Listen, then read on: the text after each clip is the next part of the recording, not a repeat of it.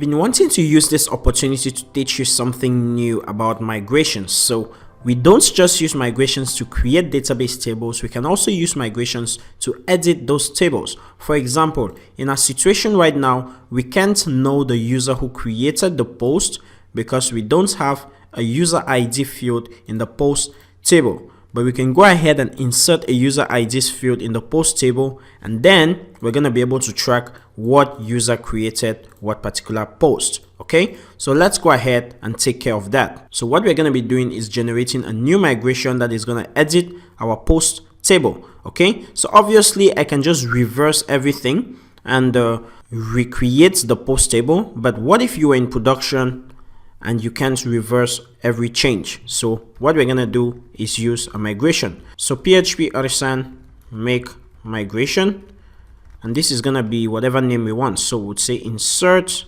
user ID column, and we're gonna say the table that we're trying to affect is the post table. If I hit enter,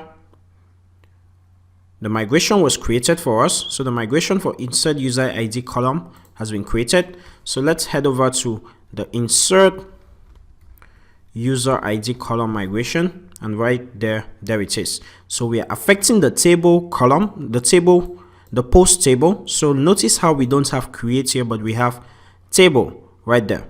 Okay, so what we're gonna do is we're gonna create a new field, and this field is gonna be an integer, and it's just gonna be user ID. That's all. Okay, so right here we can say, if we are rolling back the migration, we'll just say table drop column, and we'll have the user ID. Okay, so that's in case we want to roll back the migration. We have a drop column method that is gonna drop that column. Okay, so let's go ahead and run this migration and see what it does.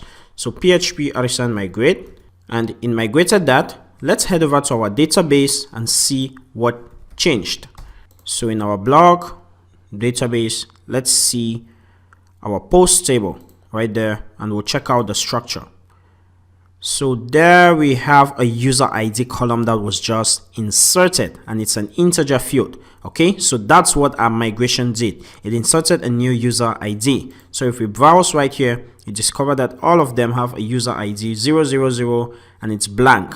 Okay, so trust me, you don't want to do what I'm just about to do right now when you're in production, but what I'm gonna do is actually associate some users with this post. So for example, in my users table right here, I have user 1 and 2. So in my post table, I'm just gonna share the post among them. So I'll say this was created by user 1, this was created by user 2, this was created by user 2, and this one also was written by user 2, and this was also written by user 1, and this one was by user 1, and the last one actually obviously was written by user 2. Okay, so I'm just putting this so that we have something to work with. Okay, but if you're in production, this is a disaster. Don't do that. Okay, so now that I've just made a mess and want you not to make messes, let's go ahead and see how we'd set up that relationship. Okay, so we have a user right now. So each post was written by a particular user of user ID right there. Then we'll go ahead and edit the way we store post. So we'll go to our post controller, and right here, when we are creating post, when we are storing a post, we'll make sure that we pass in the user ID of the person that created that post. So we'll say user ID, and this is gonna be the authenticated user's ID right here. So we'll go right there and import or use auth facade of auth class, and there we have it. Okay, so next thing, in our post.php, we have to make that field fillable, right? So let's make the user ID field fillable right there. So user ID is fillable. Then we go to our post controller, and that's much about it. So the next step is actually to set up the relationship with our users table and our post table. So I'll head over to user.php, and a user can write many posts. So I'm just gonna say public function, and this is gonna be posts in plural because a user can have many posts, and I'll say return this user has many app posts right there. So it's gonna be a one-to-many relationship. So a user has many posts, but a post can only belong to one user. Two people can't write the same post. So we'll say post public function, and would say user. Okay, and right here would say return this post belongs to app user class right there. Okay, so that looks great and normal and okay. So let's go ahead and see if in our view we can actually display that data. Hopefully it should work. So let's head over to our single.blade, and right here in our single.blade where we have the user data, and I think here it is right here. What we're going to be doing is echoing out the user's name. So we'll say user or post, and we'll access the user data and we'll say name right there. So we have the post and we have the user relationship and we have the name. Okay, so let's refresh this and see if that's broken. So right there we have the name of the person who wrote it. So it's Emily who wrote that post. So doesn't that look nice? After all the cheating, everything works perfectly. Okay, so we don't want to display any info about the author. We're just gonna display the about text right here. So we'll say the post, we'll get the user who wrote it, and we'll get the profile for that user, and we'll get the about information. Okay, so let's check out our profile. Yeah, we have an about field. So if I refresh, it should give me the about text. But Emily doesn't have any about text, so I'll go to her profile and I'll say I'm just some weird girl who loves to code. So I'll update that, and my profile is updated. If I refresh, and right here Emily's profile should be updated, but it's not. That means we have a problem with our profiles controller. And what can that be? So in our updates, we are not storing the about, obviously.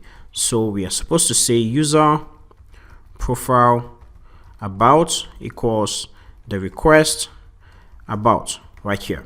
Okay, so if I pass in, right now I'm just gonna use some lorem ipsum text. So I'll get that lorem ipsum text right there, and I'll paste it right there, and I'll try. So account updated, and now it is persisted into the database. Okay, so that line that we forgot, we fixed it. So let's refresh, and there is information about Emily. So let's remove some of this. It doesn't have to be that much, and we'll update our profile, and that should work. And if I refresh, some information about Emily, and there it is, just short enough. Okay, so the next step and the final step for our user, we're gonna display some links to their social networks. So we have Facebook and we have YouTube. So I'll remove Twitter and Google, and right here we're just gonna echo out that. So we'll say post, we get the user relationship, we get the profile, and we get the Facebook field, and this is a URL. So same thing for YouTube. So we'll just say get the post, get the user, get the profile, and get the YouTube link right there. Okay, so if I refresh, it discovered that now we have a link to her Facebook profile right there. Okay, so but we don't want that to go, so we're just gonna say the target should be blank. Okay, so we'll say target equals blank right there. Okay, and we're just gonna do exactly the same thing for this right here, so that when we click, it doesn't leave this, it doesn't close our page. So if I click now, you see it opens in a new tab. Okay, so that's efficient, and thank you so much for watching. Oh, we forgot the avatar right there. Okay, so right here we're not gonna be echoing this avatar, we're gonna be echoing out the post user profile avatar right there. Okay, so probably that should show us Emily's profile, and it shows us, but it's some big square, and that's not how it's supposed to be. Let's change Emily's avatar to something more suitable. So I'll head over to my desktop, and I'll enter this, and I'll go to my app, and I'll check out my images, and there should be some image I can use. So right there I'm gonna use that one, and I'll update Emily's profile. So Emily's profile is updated. If I refresh, okay, so now we have a better avatar for Emily. So that's her avatar. Nice. So thank you so much for watching. I hope that made a lot of sense, and see you in the next video.